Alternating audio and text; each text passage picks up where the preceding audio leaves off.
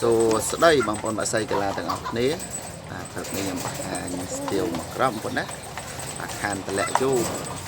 បងមួយគាត់អត់ឆ្ងល់ហើយបាត់លក់ទៅណា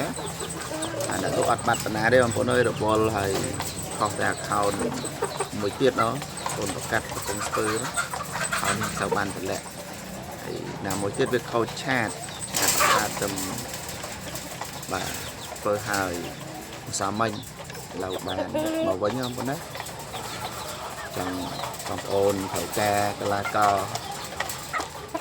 ឬក៏កូនមន់តូចធំអីអាចចាក់តងមកបាននេះនេះមកគ្រាប់ស្ទៀវបាទស្ទៀវអាយុវាតាំង7ខែគីឡូវា27 28បាទបងប្អូនត្រូវការអីអាចចែកចោលបានខ្ញុំសេរីនាំចោលមកសាមិញនងវារយៈពេកនងធំពេកចាំបងប្អូនពេញចិត្តតម្លៃទន្ទុនល្មមទេតំណងមកលេខទូរស័ព្ទខ្ញុំ07 24 25 30